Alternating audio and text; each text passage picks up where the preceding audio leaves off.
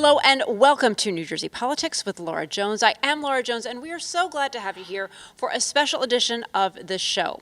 We are on location at the Donald M. Payne Senior School of Technology in Newark, where the Democratic candidates for governor took to the stage for their final debate before the June 10th primary election.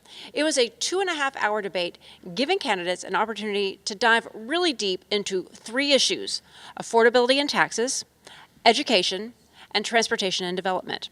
There were 5 candidates who participated. Steve Sweeney is the former state Senate president and a union iron worker from West Deptford. He's the only South Jersey candidate. Sweeney's banking on his 20 years of legislative experience to win the June 10th primary. He's pushing for affordability, proposing a $400 relief check for middle-class families, and a plan to build 200,000 affordable housing units in 5 years. Sweeney calls himself a builder, not a talker, emphasizing real solutions over rhetoric. Polls show him trailing, but with a crowded Democratic field. He's betting that South Jersey will support him and carry him to victory. Ras Baraka is well known as a progressive firebrand. Baraka has been the mayor of Newark since 2014. He touts slashing crime to a 60-year low and replacing 23,000 lead pipes. His agenda includes universal basic income, reparations, and affordable housing. Recently arrested protesting an ICE facility, Baraka's gained national attention, boosting his profile in a crowded June 10th primary. Critics call him too liberal, but supporters see a visionary fighter fighting for equality. Congressman Josh Gottheimer has been representing New Jersey's 5th congressional district since 2017. The 50-year-old Wyckoff resident and former Clinton speechwriter is pitching himself as the lower taxes, lower cost candidate. Gottheimer's campaign focuses on cutting property and income taxes, boosting jobs, and fighting hate while protecting Jersey values. He is a moderate and co-chair of the Problem Solvers Caucus. Congresswoman Micah Sherrill, a Naval Academy graduate and former Navy helicopter pilot. Sherrill, who is from Montclair, served nearly a decade before becoming a federal prosecutor. Elected to Congress in 2018, she's focused on affordability, reproductive rights, and infrastructure. Her campaign aims to lower taxes, build housing, and protect freedoms against national threats. As the only woman in a crowded Democratic primary on June 10th, Sherrill's polling is strong with broad support. Jersey City Mayor Steve Fulop is a Marine veteran who served in Iraq. Fulop's led Jersey City since 2013, achieving 0 traffic deaths in a year and pushing progressive policies like paid sick leave. His campaign focuses on transit reform, affordable housing, and fighting political corruption. Fulop's named South Orange Mayor Sheena Cullum as his lieutenant governor pick, a first for a primary candidate. Polls show him neck and neck in a tight June 10th race. Finally, Sean Spiller, who was not on the debate stage because he did not meet the fundraising threshold set by ELEC. Spiller is a high school science teacher and president of the New Jersey Education Association, a former Montclair mayor and son of Jamaican and New Zealand immigrants. Spiller's campaign focuses on affordability, education, and workers' rights. Backed by a $35 million NJEA-linked PAC, he's pushing for rent control and pension security. Now, I had the honor of moderating the debate. I was joined by an impressive panel. 2 of those members of the panel are here with me today. We have Micah Rasmussen. He is the director of the Rebovich Institute for New Jersey Politics at Rider University. And we have Joey Fox, congressional correspondent for the New Jersey Globe. Gentlemen, it's great to see you here. Good to be here. Laura. Right? And so this debate, it was a 2.5-hour debate. By the way, we're talking about the Democrats. Later on in another show, we'll be talking about the Republicans. But this was a 2.5-hour debate. And Joey, I'll go to you first. Can you talk a little bit about when you were, and it was 2.5 hours with only 3 topics. Can you talk about how these questions were formed and who the target audience was? I mean, so the design of this debate, you know, the Globe and us with On New Jersey did one prior set of debates. New Jersey Spotlight News, ONNJ PBS did another set of debates that were more typical in terms of the structure, where it was a bit shorter and it went through a lot of different topics, and the idea was to cover as much ground as possible. And I think that the idea behind these debates, they're the final debates leading up to the June 10th primary, behind this Democratic debate was to really dive deep into the issues that polling shows and that conversations with, everyday voters show people really, really care about. So that's transit, that's affordability, that's education. And those categories obviously cover a lot of different topics. But the idea being that those are the kinds of things that people just going through their everyday lives, and specifically undecided voters, people who are looking at this race and have not yet made up their mind. They are not specifically kind of in the tank for any particular candidate. That they go through their days really thinking about. And that was the design of this whole model of 2.5 hours, 3 topics, get really specific answers, don't let the candidates get away with the kind of generalities that you might be able to get away with in a shorter format, and give people a lot of information as they try to make up their minds. Yeah. Now, Micah, one of the topics you focused in on was education. And I want to get your thoughts on that segment. Seemed to be one of the longer segments. It felt like, the candidates were very spirited and very passionate about a lot. But, when it came to education, do you feel like that you were able to, were you successful in being able to nail the candidates down on specific plans, answering specific questions, instead of just, the sound bites that we were trying to get around from the other debates? I think that education is an issue, maybe more than any other, that everybody has thought about, right? We all have kids in school. As a policy issue, Democrats are very concerned about it. We spend a lot of money in New Jersey on education. And so this is not an area that people are unfamiliar with, candidates are unfamiliar with. It's something they put a lot of thought into. And yeah, I think we did get them off of just the talking points to the extent that we asked them about things that were off of the talking points. There were only 1 or 2 instances, I think, throughout the debate where we really had to press them and say, you didn't answer that question, let's try again. We did, and when we did that, the candidates came back and answered it. So I felt good about the amount of information we were able to get out on these issues, spending 40 minutes on education. And by the way, that's something voters can go back and look at. They don't have to watch the whole 2.5 hours. They can just, if they're thinking about education, watch that 40 minutes, and you're going to get a lot of information about where these 5 candidates stand. Yeah, so David Wildstein was focusing on the affordability. He took the lead on affordability. Joey, you took the lead on transit. Micah on education. It was interesting because we had breaking news during the debate because the transit strike was solved during our debates. You were able to break that news. Yeah, I mean, so that was, the debate started at 7 p.m. Transit was our first section that we covered, and the governor held a press conference at 7:45 announcing that the transit strike was over. We, and lots of journalists and everything, knew about an hour beforehand that in fact the strike was over, that in fact service would resume. So that definitely prompted some scrambling on our end to make sure that our questions were matching the actual reality. But it just kind of showed how relevant these transit issues are sort of day to day. And I think during that transit section, we also had a segment on Newark Airport. And that got into something that I noticed as kind of a repeating theme in many segments of the debate, which is this is obviously a state level office. A lot of what people are thinking about right now are federal level issues. It's the Newark Airport is not something that's governed by state laws. It's something that's governed by the FAA. It's all above sort of your average governor's pay grade. And that's same true for people who are concerned about, let's say, tariffs and their impact on affordability. It's true for people who care a lot about Medicaid or about education funding that's coming from the federal government. And so that was, I thought, not necessarily a point of difference, because the Democrats all could agree, they're going to say we don't like Trump. They're going to say we don't like the moves that he's making. They're going to say, we're concerned about what's happening at Newark Airport. But because you had 2 members of Congress on that stage, they said, I've been in Washington fighting these fights. And then their 3 opponents would say, well, why the hell haven't you been winning them? And I thought that was a really interesting dynamic to see play out among the 5 candidates, and I'd be curious to see whether voters are thinking about it in the same way. Are they, in fact, holding Josh Gottheimer, Micah Sherrill, anyone else who's in Washington right now, accountable for some of these issues, and what can they reasonably expect anyone who's running for governor to do about them? And do you feel that you got some solid answers on that? Did you get the definitive answers that you were hoping to get? I think that we got... Well, to some extent, I don't think that there are solid answers on some of these questions when you're asking gubernatorial candidates, right? And they will tell you that. I think Steve Sweeney said that, basically exactly that, on the FAA and the Newark Airport question, being like, this is not a state-level issue.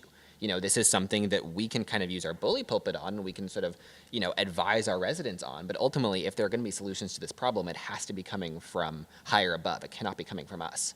And so, Micah, go ahead. No, I really liked your section because you had... you had Sweeney, who was advocating for building things, right? He's a builder, right? That's what he does, right? You had Baraka, when it came to the Newark answers or the airport answers, he's the mayor who's really paying a lot of attention and concerned about the safety of people flying in and out of Newark. Not that we all aren't.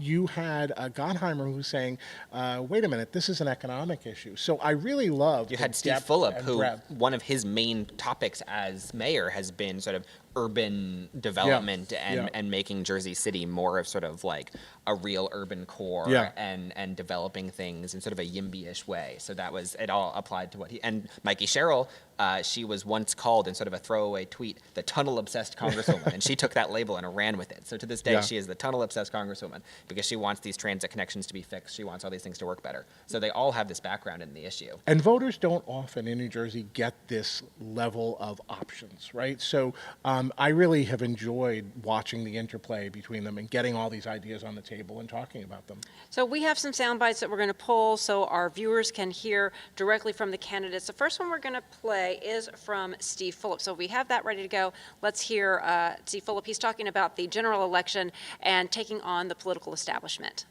And I'm going to tell you what the Republican nominee is going to say every day is that this person, the Democrat, is 4 more years of Phil Murphy. You like your energy bill? 4 more years of Phil Murphy. You like your taxes? 4 more years of Phil Murphy. And we haven't elected a Democrat in more than 50 years. And if you are an establishment candidate, if you are a creature of the Democratic establishment here in New Jersey, if you have the same consultants and the same lobbyists and the same message, you are dead on arrival in November. All right, so let me get your reaction to what Steve Fulop had to say. Micah, what did you have to think about his performance overall and generally his message right here? Yeah, I thought that he was really right to be talking about strategy. I think he has what he thinks is a winning strategy, and I think he has something to say to voters about whether or not it's going to work. And he thinks that the tried and true is not going to work. And so I think it was right for him to talk about it, but I think it was very smart. He's doing a service to the party and saying, think about these things. Think about this now, before it's too late. You're going to pick a nominee. Think about who's going to be able to beat Jack Ciattarelli, because this is going to be tough. Right. So I thought it was a very it hit home. And I think that he and Mayor Baraka feel sort of more of a need to make that particular argument than maybe the other 3 candidates, especially Mikey Sherrill, Josh Gottheimer. Sherrill and Gottheimer represent, or used to represent, their districts have become bluer, but they flipped Republican districts. They are kind of associated with the idea of beating Republicans and holding tough seats. And, you know, for Democrats who care a lot about electability and who are very nervous about electing a Republican in November, that's sort of built into their pitch. And so you've seen Fulop by making the argument that, you know, we need something new, we need something that's not the same old. And then Baraka, he didn't really bring this up in the debate, but he said in the past, you know, we need a candidate who will excite the urban base, the black voter base, the progressive base, someone who won't just sort of kowtow to whatever Republicans are saying and hope that the moderate swing voters will save the day. So you see them making these arguments that they kind of have to make, I think, because they know that for a lot of voters who may not be super tuned into the race, but just know broad things about the candidates, they'll probably associate the swing district congresspeople more with electability than they will with the mayors of the 2 biggest, very blue cities. Now, one of the things I also thought was notable when we were watching this debate play out and as we prepare to cover and host debates is looking to other past debates. You know, the first time we held a debate, everybody was very polite. They were very kind to each other. PBS held a debate the week before where you saw Steve Fulop and Mikey Sherrill. They were really going at it. We didn't see those fireworks this time. Micah, did that surprise you?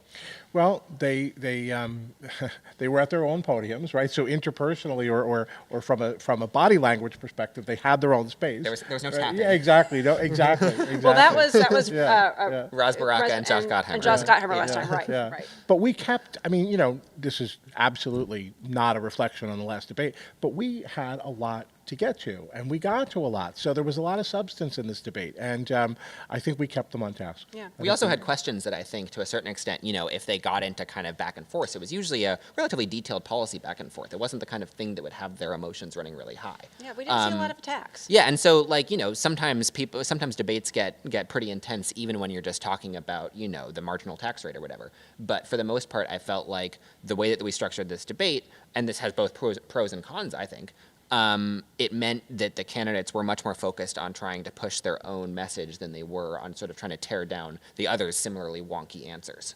All right, I we have, think, Laura, okay, I'm yeah. sorry, I was going to say, I think they also have respect for each other. They definitely all think that they're the best ones to win. I'm not saying that, but they believe in, this is a strong field. And so they all have a certain level of respect for each All other. right. We are going to go up to another soundbite from the debate. Josh Gottheimer answering a question from David Wildstein about making cuts. So let's go to that, and we'll get your thoughts on that before going to our next commercial break.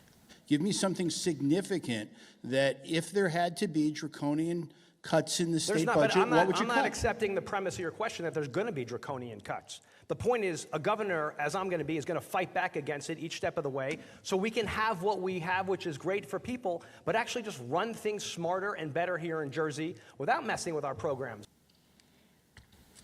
All right, let me get your responses to Josh Gottheimer really quick on this one before we go to commercial break. Joey. I mean, I do think, if I remember correctly, no candidate, and both Josh Gottheimer and anyone else who sort of touched on this question, fully took the bait on it in terms of no one named a specific program that, you know, pays out money that they would cut. Ras Baraka talked about raising taxes to kind of account for it, but that's a little bit different from what David was asking. I mean, I do think it's notable that, as I was talking before about how the federal government is kind of leaning over this whole race and casting a shadow over it. All these candidates understand that if they get into office, they could be hit with a major fiscal crunch depending on what congressional Republicans and depending on what Donald Trump chooses to do. If there's major Medicaid cuts, if there are major federal funding cuts of any sort, that's just rough for New Jersey's budget. But so they're clearly thinking about it. They have to be thinking about it. If they're not thinking about it, then they're fools. But it's not necessarily the kind of thing that they want to come into a debate and say, oh yeah, you know, I actually hate that affordable housing program. I'll get rid of that, and that'll save $100 million. Yeah. So, Micah, what did you think of Josh Gottheimer kind of pushing back, saying, I reject the premise of the question? Yeah, it's what a politician does. I'm sorry to say. You know, we'll talk about the need to cut, but we won't say where to cut until after the votes, until after the election. That's typical. But I will say that I think it's incumbent on us to push, because you have in Washington this whole doge going on. You have this whole same idea of cutting, and they didn't wind up cutting very much, $150 billion out of a $7 trillion budget. So I think we've got to get more answers on where the cuts are going to come. All right, we are going to have to cut away on the topic of cuts to a break, but we want you to stay with us as we continue our conversation on the primary debate and hearing from more candidates on the Democratic side. Stay with us.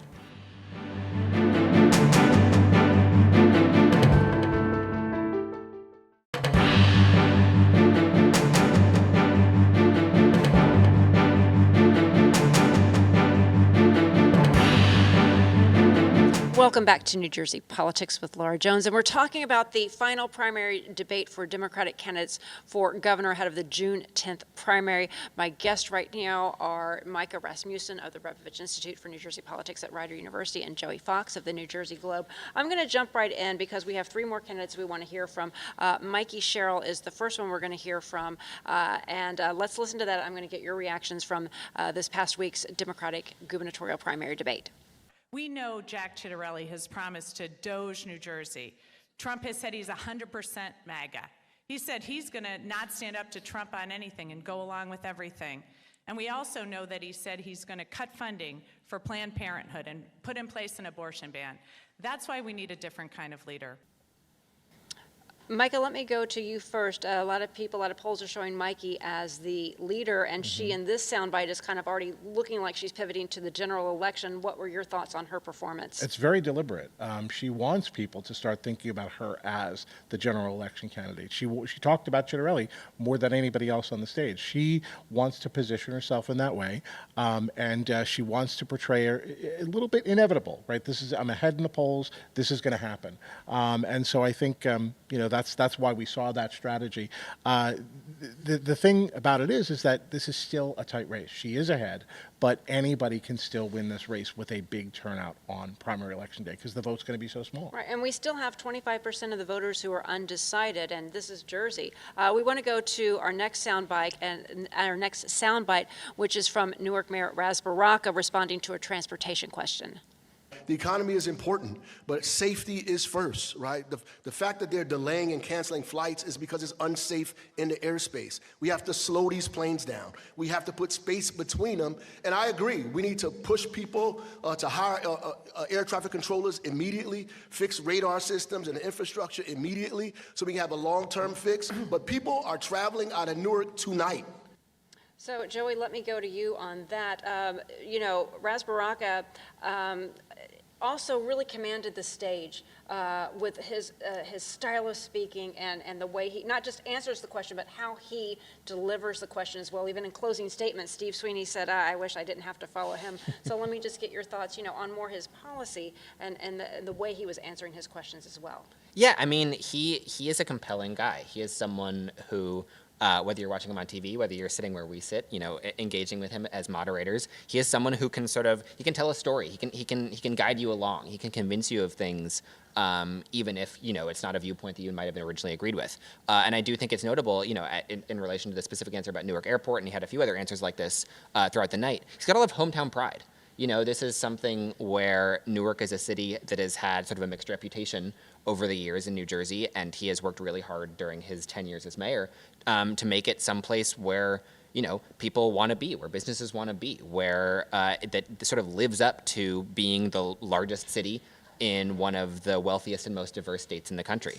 And, these debates have been held in Newark, and he wanted to sort of defend that. He wanted to defend his city. Right. We have one more soundbite we want to play for you. This is former Senate President Steve Sweeney, and he is answering a question on energy. The electric costs in this state, it's 43% of our energy, so policy matters. And no one up here on the stage might say it, but I'm going to say it. We still need gas. We can't afford all this clean energy. We need more power. And guess what? Once we get more power generated, New Jersey used to export energy to other states. We were the envy. We generated more than we needed, and then we sent it and sold it. We're now relying on the PJM. We need to be self-sufficient. We need to create jobs here in New Jersey so that we can actually put people back to work. So, Micah, Steve Sweeney, former Senate president, he's somebody who obviously knows the legislature. Mm-hmm. He doesn't have the experience that the mayors have as a mayor. But what were your impressions of his performance and how he was answering questions in this debate? I think Sweeney really enjoyed himself. He was right smack in the middle of the stage, right? And he was the guy who had the answers. New Jersey has done this already. We've tackled this. As the Senate president, look all that we did, right? And he actually put out a commercial right away that said more often than not, his opponents on the stage were agreeing with him. And they were, again and again. But the interesting thing about the clip that you showed, Laura, is that he also did a lot of clean energy in the legislature. So to say that we can't afford it is interesting since he was a proponent of it. I realize what he's saying here is we need more nuclear. He's from part of the state where we've had a lot of nuclear power. We've generated a lot of nuclear energy. Yeah. Joey, a lot of candidates were expressing a little concern about a 2.5-hour debate. And and at one point, we probably could have added more time to it because we're thinking, well, gosh, we haven't gotten to all of our questions. So let me get your thoughts just on the overall format.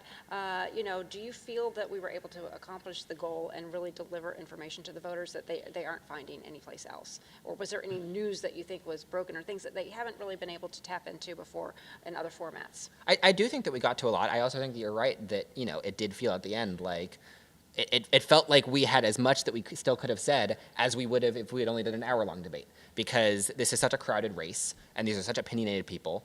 And even when sometimes you would ask a question and all five of them would approximately agree, we sort of know intrinsically these are five people who would lead the state very different ways. You've got people more on the moderate side like Steve Sweeney and Josh Gottheimer. You've got people more on the progressive side like Rasmussen, Steve Fulop. And then even within those, there are some sort of gradations about levels of experience, the ways that they're treating, endorsements and sort of the party establishment. So there are a ton of different fault lines that you can't always predict exactly how they're going to break down, and that the only way to really get a super clear idea of where they all stand is by just directly asking them. I think that this debate hopefully went a long ways towards clarifying that. There's actually, I'll plug this, even though it's not my own news outlet, there was a Politico story that I thought was really clever called the Murphy Meter, that tracks where every candidate on both sides of the aisle is relative to what Phil Murphy's current position is. So you can kind of see how the state might change under them. And I hope that other news outlets will continue to do, either live interviews or other kinds of tools that will help voters figure out, okay, let's see, we've got to make this choice. How do we make it? Who fits best with what I'm looking for? Micah, final 30 seconds here. As somebody who's worked for Governor Jim McGreevey many years ago and been in communications, and now what with the Democrats? These 5 candidates heading into the home stretch. What do you think that we can be looking for and should be looking for? Oh boy, at some point now they're going to have to turn to turnout, right? And some of them have already been doing that. Sweeney, a big South Jersey voting by mail program, and they have a lot of votes already in. Middlesex County, a lot of them already in, but they're all going to be turning their attention to driving out their vote now. Okay, well, Joey, Micah, thank you so much. It is about all get out the vote. We thank you so much for taking the time to talk with us, and we thank you so much for watching New Jersey Politics with Laura Jones, and we look forward to seeing you back here next time.